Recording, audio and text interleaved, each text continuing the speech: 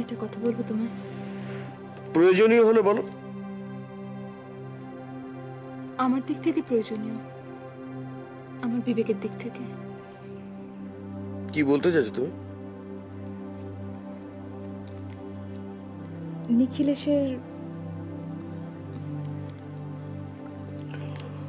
নিখিলেশের একটা মেয়ে আছে।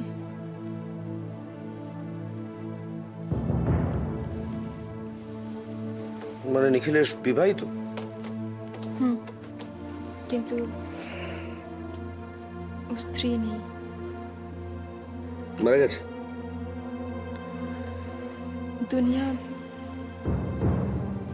দুনিয়া একদম একা।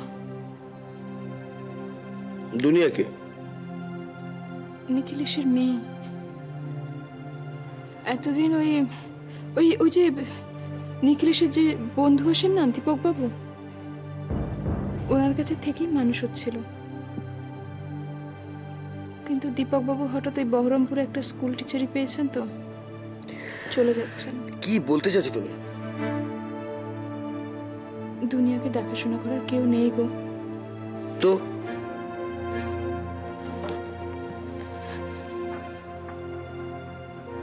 আমাদের কাছে এনে রাখতে পারি না? তোমার কি মাথা খারাপ হয়ে গেছে? শোনো না, এতে মাথা খারাপ হওয়ার কি আছে? আত্মীয়ের ছেলেমেয়েরা কি আত্মীয়ের কাছে মানুষ হয় না বলো? আত্মীয়? কে? নিখিলেশ? আমি অন্তত মনে করি না। তুমি এইভাবে বলছো? এভাবেই বলছি। আচ্ছা দেখো, লোকে তো বাচ্চা অ্যাডাপ্ট করে। কি বলে? অ্যাডপ্ট? এই কথাটা তুমি সেকেন্ড টাইম মুখে আনবে না। আমার ডোডো আছে, আর ওই কি বলে দুনিয়ার আমার কাছে একটাই পরিচয় আছে, সে হচ্ছে তোমার প্রেমিকের সন্তান। একটা কথা বলবো তোমাকে? শোনো, আমি চাই না যে ডোডোর কোনো প্রতিদ্বন্দ্বী এখানে আসুক, আমি চাই না, প্লিজ। ওরা দুজনে তো শিশু, ওরা প্রতিদ্বন্দ্বী। তুমি এটা বলতে পারলে? হ্যাঁ, পারলাম। কারণ ওদের মধ্যে একজন, ওই দুনিয়া হচ্ছে তোমার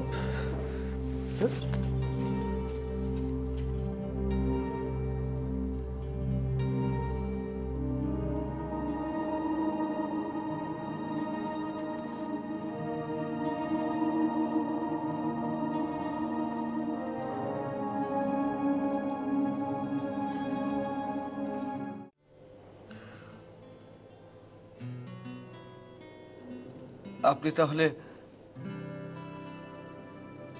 রেজিগনেশন দিলেন?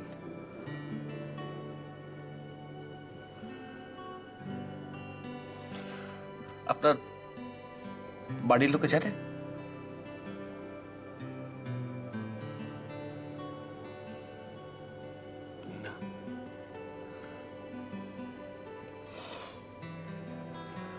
আপনি যখন স্পন্দন থেকে চলে যাবেন তখন আমিও আর থাকবো না। না শুভ্রাংশু। কেন না স্যার, কেন না?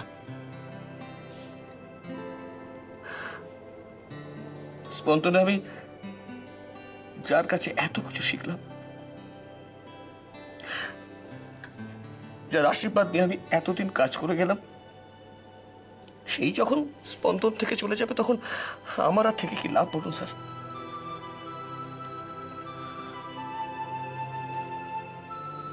শুভ্রাংশু, আমাদের জীবনটা অনেক বড়। আমাদের ব্যক্তিগত লাভ, ক্ষতি, এসবের হিসেবগুলো অনেক ছোট। তাই তো মেনে নিতে হয়। আর যদি তুমি আমার সঙ্গে চলে যাও, তাহলে স্পন্দনের নেফ্রোলজি ডিপার্টমেন্টটা তো অন্ধ হয়ে যাবে, তাই না? স্যার আপনি থাকবেন না বা আমি থাকবো আমি তো ভাবতেও পারছি না। আমি কি সারা জীবন তোমার সঙ্গে সঙ্গে থাকবো তাই কি হয়? তোমাকে তো নিজেকে তোমার মতো করে গড়ে নিতে হবে। আমি পারবো না স্যার, আমি পারবো না। আপনি পাশে না থাকলে আমি আমি নিঃস্ব হয়ে যাব।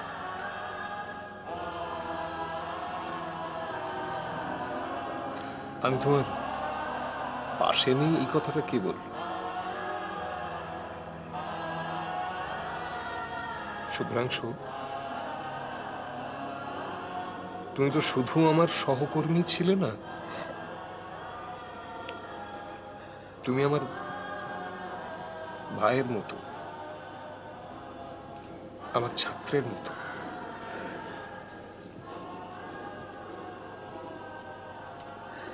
আমার যতটা জ্ঞান আছে, যা কিছু আমি জানি,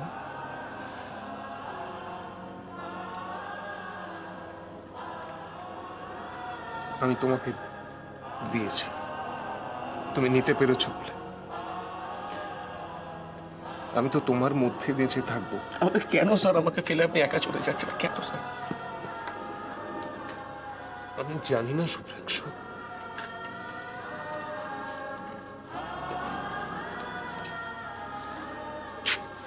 আমি সত্যি ঠিক জানি না যে আমি কেন যাচ্ছি। কিছু মানুষ, অসহায় মানুষ, কিচ্ছু নেই তাদের, তারা ঠিক কি কারণে আমাকে এই পথে নামালো আমি জানি না। শুধু আমি এইটুকু জানি যে এদের ডাককে আমি অস্বীকার করতে পারছি না।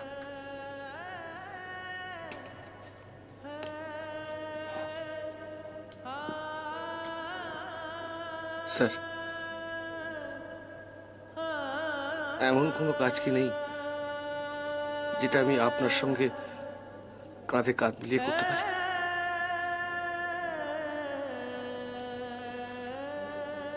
হয়তো পারো।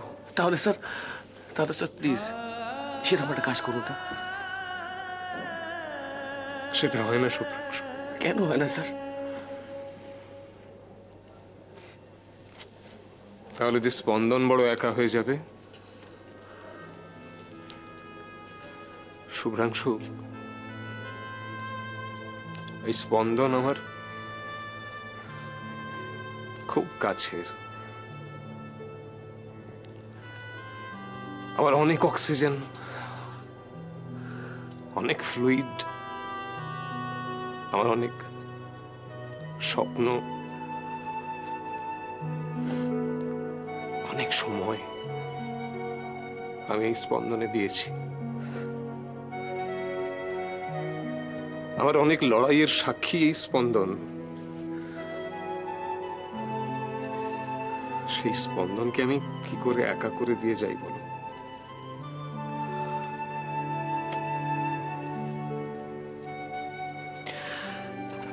ঠিক আছে স্যার, ঠিক আছে। আপনার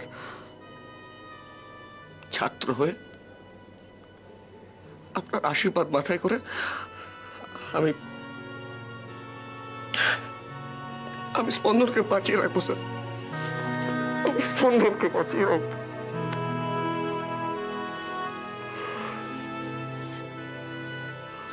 শুভ্রাংশু,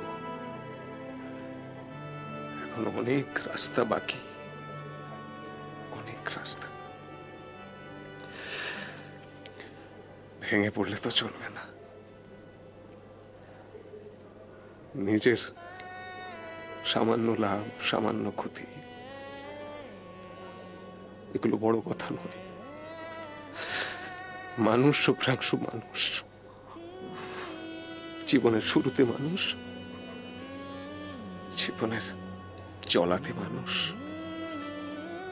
জীবনের শেষে মানুষ। মানুষ মানুষের পাশে থাকো।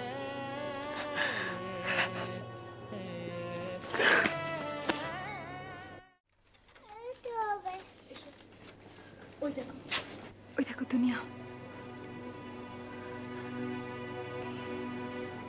আজ ওর আর কেউ নেই। ও এখানে কেন? ওই দীপক বাবুর সঙ্গে এসেছেন। তা তিনি কোথায়? বোধহয় হসপিটালে বিল মেটাতে গেছে। দেখো দেখো, জানেও না যে ওর বাবা ওকে চিরকালের মতো ছেড়ে আজ চলে গেল।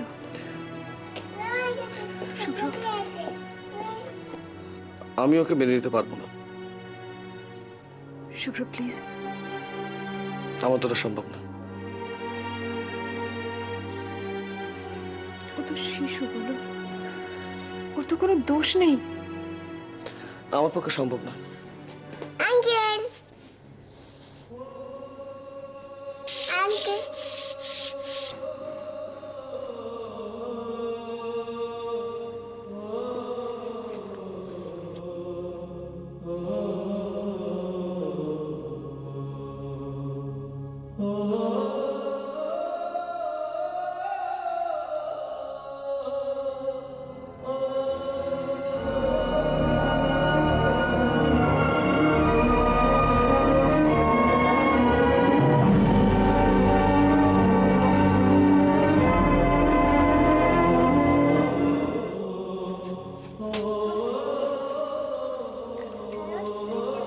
ওকে নিয়ে এসো।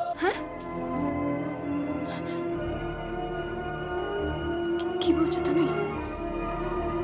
দুনিয়াকে নিয়ে আসবো? ও দুনিয়া নয়, টিকলি। টিকলি আবার ফিরে এসেছে। টিকলি?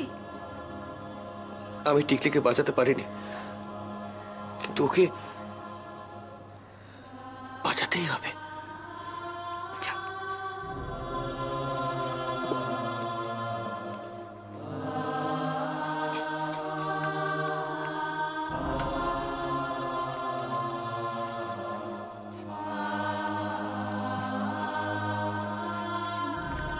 দীপকবাবুকে একটা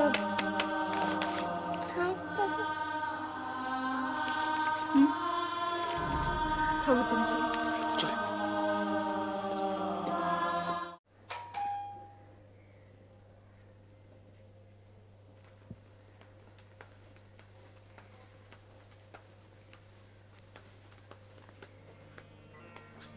আরে তুমি এসো এসো,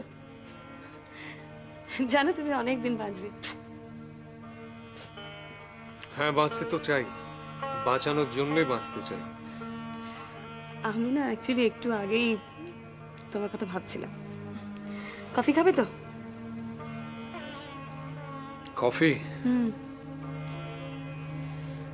এক কাপ কফির দাম একটা অ্যান্টিবায়োটিকের থেকে বেশি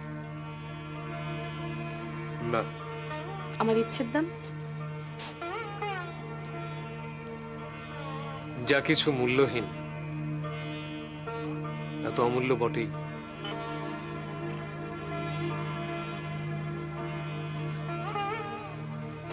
তোমার মায়ের মুখে এই হাসিটা আগে ছিল না। নির্মাণ লাহিড়ী শাস্তি পাওয়ার পর থেকে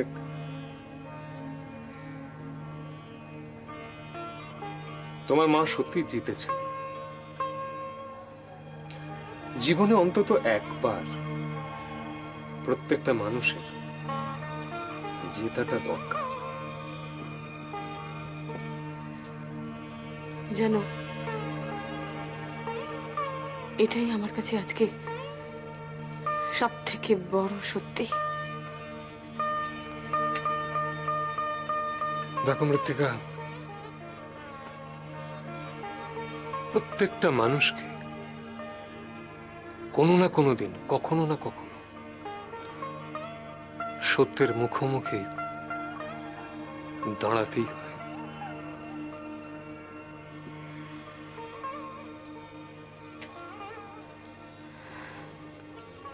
আমার মা,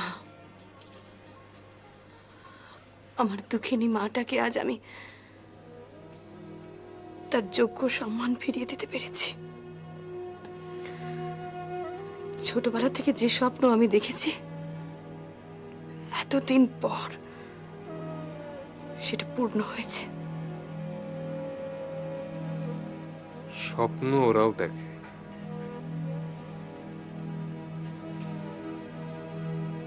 কেন দেখবে না বলো তো মৃত্তিকা?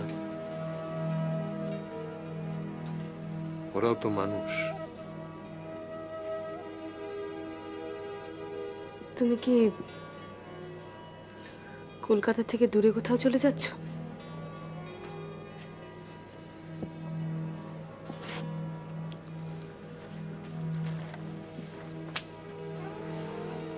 দূরে দূরে কোথায়? দূরে দূরে নাকি আগুনের পরশমণি ছোঁয়াও প্রাণে, এ জীবন পুণ্য করো দহন দানে। অথবা ঘরেও নহে পারেও নহে, যে জন আছে মাঝখানে। কোনটা বেশি জরুরি জানাটা আমার সম্পূর্ণ হয়নি মৃত্তিকা।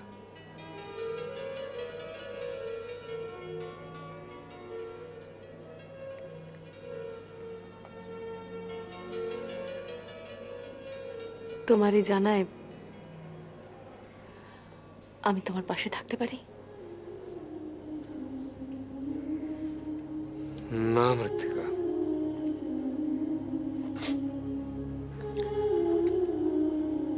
এ জান আমার সম্পূর্ণ একলার।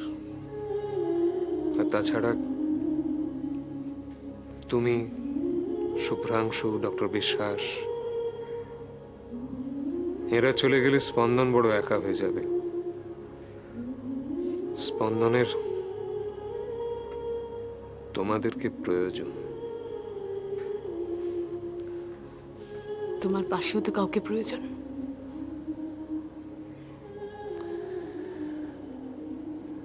আমার পাশে আমার ছায়া আছে,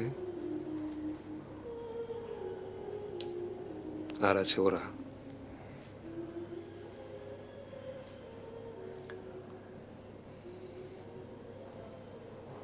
চলি মৃত্তিকা, সকাল ক্রমশ এগিয়ে আসছে। সকালের সঙ্গে আমার দেখা হওয়াটা দরকার।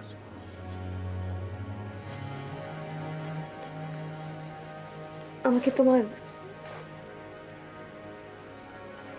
মনে থাকবে নক্ষত্র?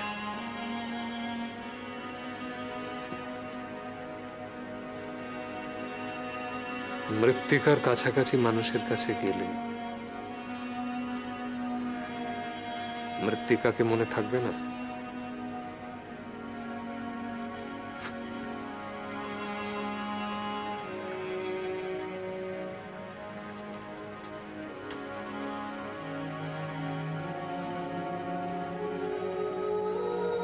চলো।